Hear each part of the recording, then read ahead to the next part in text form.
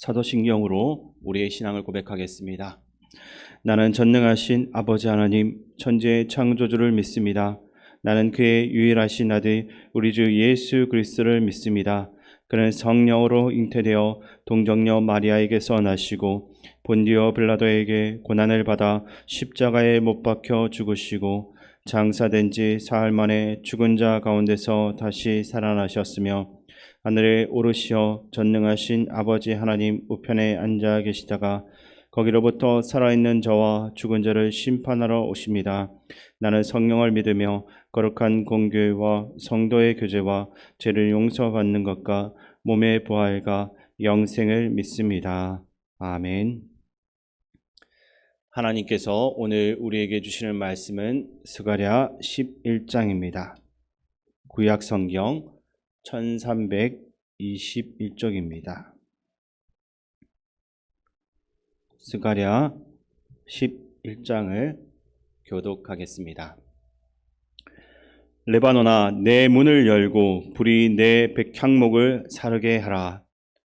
너 잣나무여 국할지어다. 백향목이 넘어졌고 아름다운 나무들이 쓰러졌음이로다. 바산의 상수리 나무들아 곡할지어다. 무성한 숲이 엎드러졌도다. 목자들의 곡하는 소리가 나며 그들의 영화로운 것이 쓰러졌음이로다. 어린 사자의 부르짖는 소리가 나며 이는 요단의 자랑이 쓰러졌음이로다. 여호와 나의 하나님이 이르시되 너는 잡혀 죽을 양떼를 먹이라. 사들인 자들은 그들을 잡아도 죄가 없다 하고 판자들은 말하기를 내가 부요하게 되었은즉 여호와께 찬송하리라 하고 그들의 목자들은 그들을 불쌍히 여기지 아니하는도다. 여호와가 말하노라. 내가 다시는 이 땅 주민을 불쌍히 여기지 아니하고 그 사람들을 각각 그 이웃의 손과 임금의 손에 넘기리니 그들이 이 땅을 칠지라도 내가 그들의 손에서 건져내지 아니하리라 하시기로. 내가 잡혀 죽을 양떼를 먹이니 참으로 가련한 양들이라. 내가 막대기 둘을 취하여 하나는 은총이라 하며 하나는 연합이라 하고 양떼를 먹일세. 한 달 동안에 내가 그 세 목자를 제거하였으니 이는 내 마음에 그들을 싫어하였고 그들의 마음에도 나를 미워하였음이라. 내가 이르되 내가 너희를 먹이지 아니하리라. 죽는 자는 죽는 대로 망하는 자는 망하는 대로 나머지는 서로 살을 먹는 대로 두리라 하고 이에 은총이라 하는 막대기를 취하여 꺾었으니 이는 모든 백성들과 세운 언약을 폐하려 하였음이라. 당일에 곧 폐함에 내 말을 지키던 가련한 양들은 이것이 여호와의 말씀이었던 줄 안지라. 내가 그들에게 이르되 너희가 좋게 여기거든 내 품삯을 내게 주고 그렇지 아니하거든 그만두라. 그들이 곧 은 30개를 달아서 내 품삯을 삼은지라. 여호와께서 내게 이르시되 그들이 나를 헤아린 바 그 싹을 토기장이에게 던지라 하시기로 내가 곧 그 은 30개를 여호와의 전에서 토기장이에게 던지고 내가 또 연합이라 하는 둘째 막대기를 꺾었으니 이는 유다와 이스라엘 형제의 의리를 끊으려 함이었느니라. 여호와께서 내게 이르시되 너는 또 어리석은 목자의 기구들을 빼앗을지니라. 보라, 내가 한 목자를 이 땅에 일으키리니 그가 없어진 자를 마음에 두지 아니하며 흩어진 자를 찾지 아니하며 상한 자를 고치지 아니하며 강건한 자를 먹이지 아니하고 오히려 살찐 자의 고기를 먹으며 또 그 굽을 찢으리라. 하있을진저 양떼를 버린 목자여, 칼이 그의 팔과 오른쪽 눈에 내리리니 그의 팔이 아주 마르고 그의 오른쪽 눈이 아주 멀어버릴 것이라 하시니라. 아멘. 가끔 뉴스를 통해서 우리는 산불 소식을 듣게 됩니다. 사람의 실수로 인해 발생한 산불일 때도 있고 자연 발화로 발생한 산불인 경우도 있습니다. 그 이유가 어떻든지 간에 무성하게 자란 나무가 가득한 산에 불이 나서 완전히 탄 것을 보면 우리가 그 산에 나무를 심지 않았어도 그것을 볼 때마다 가슴이 아픕니다. 그리고 오랜 시간 그 자리를 지키며 성장한 나무가 한순간에 다 타서 재로 변한 것을 보면 허무한 생각마저 듭니다. 근데 만약 그곳에 살림이 유난히 울창하고 소중한 나무가 가득한 산이라고 한다면 어떨 것 같습니까? 슬픔과 그 안타까움은 배가 될 것입니다.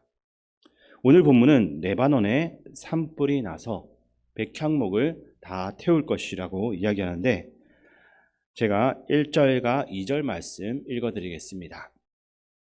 레바논아, 내 문을 열고 불이 내 백향목을 사르게 하라. 너 잣나무여 곡할지어다. 백향목이 넘어졌고 아름다운 나무들이 쓰러졌음이로다. 바산의 상수리 나무들아 곡할지어다. 무성한 숲이 엎드러졌도다. 아멘. 레바논은 예루살렘 궁전과 성전의 목재들을 조달했던 곳입니다. 또한 백향목으로 잘 알려졌던 곳입니다. 이러한 백향목은 다른 나무들 가운데 그 중에서도 가장 화려한 나무였습니다. 근데 이제는 레바논에 산불이 나서 그 아름답고 화려한 백향목이 다 타서 없어지게 되었습니다. 근데 독특한 것은 레바논을 향해서 내 문을 열어라 라고 명령을 하고 있다는 점입니다. 지금까지는 문이 잘 닫혀 있도록 막아주었지만 더 이상 그 문을 막아주시지 않겠다라는 것입니다. 레바논의 그 귀한 백향목이 다 타버리게 생겼지만 더 이상 보호해 주지 않겠다라는 것입니다. 즉 그 숲이 파괴되도록 그냥 내버려 두시겠다라는 말씀인 것입니다. 우리는 오늘도 많은 잠금 장치 속에 살아갑니다. 눈에 보이는 집부터 시작을 해서 내 손에 있는 나의 개인 정보까지 우리는 누군가가 침입하지 못하도록 철저하게 잠궈둡니다. 왜 이렇게 철저하게 잠금 장치를 하고 있습니까? 그것이 나를 보호할 수 있다, 나를 지킬 수 있다라고 생각하기 때문입니다. 그러나 이 세상에 완벽한 잠금 장치는 없습니다. 그것을 뚫고 들어가는 것이 조금 더 귀찮을 뿐이지 완벽하게 걸어서 잠글 수는 없는 것입니다. 우리가 지금까지 이렇게 안전하게 살 수 있었던 것은 싱가포르와는 비교적 안전한 곳에 살고 있기 때문이 아니고 내가 문을 잘 잠궈 놓았던 것도 아닙니다. 이것은 순전히 하나님의 보호하심 때문인 것입니다. 하나님께서 내 앞에서 닫힌 문을 지켜주시고 보호막을 쳐주셔서 다른 누군가가 접근하지 못하게 하셨기 때문에 우리가 오늘도 안심하며 살아갈 수가 있다라는 것입니다. 하나님께서 쳐놓으신 보호막을 제거해 버리신다라고 한다면 우리는 한순간도 편안하게 또 안전하게 살아갈 수가 없습니다. 오늘도 내가 쳐놓은 잠금 장치가 나를 보호하는 수단이 나를 지키는 것이 아니라 나의 문을 지켜주시는 분은 하나님이라는 사실을 감사하며 그것을 기억하는 오늘 하루가 되기를 바랍니다. 이어지는 4절 말씀 함께 읽겠습니다.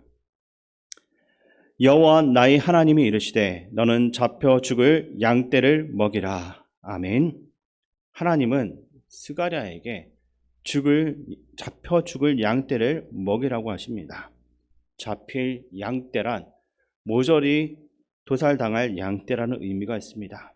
시장에서 팔려서 죽임을 당할 수밖에 없는 양떼들을 말하는 것인데 여기서 양떼는 이스라엘 백성을 상징하는 것입니다. 그러니까 이스라엘 백성들이 팔려가서 죽임을 다 당하게 될 것이다 라는 것을 말씀하고 있는 것입니다.